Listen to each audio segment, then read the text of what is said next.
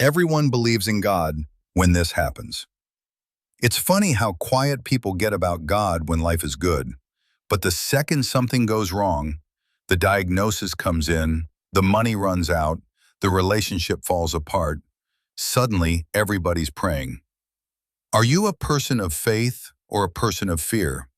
Because if you only talk to God when you need something, that's not faith.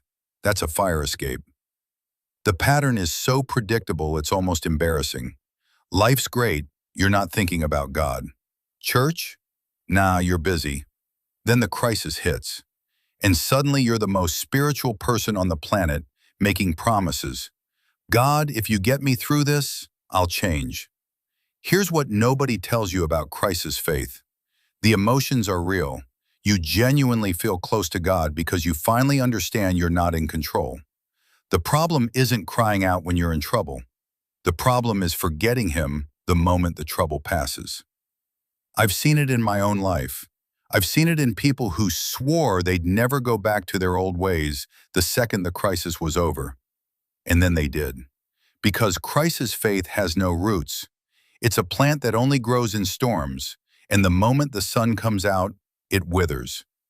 But here's what I've learned. The God who shows up in your crisis is the same God who was there when you were ignoring Him. He's not interested in being your emergency contact. He wants to be your everyday relationship. Think about it. If a friend only called you when they needed money or a ride, would you call that a friendship? That's a transaction. And too many of us treat God like a transaction. So what does relying on God actually look like? It's not complicated, it's consistent. It's talking to Him on a random Tuesday when nothing is wrong.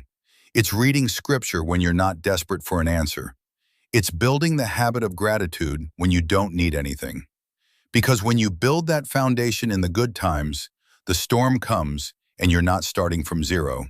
You're anchored. You already know His voice. God isn't a spare tire.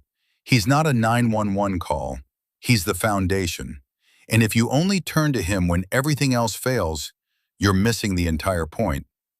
So here's my question. When was the last time you talked to God when you didn't need anything? If that answer makes you uncomfortable, good. That means there's room to grow. Don't wait for the next crisis to find your faith. Build it now, in the ordinary, in the everyday. Because the God who saves you in the storm, He's worth knowing in the sunshine too.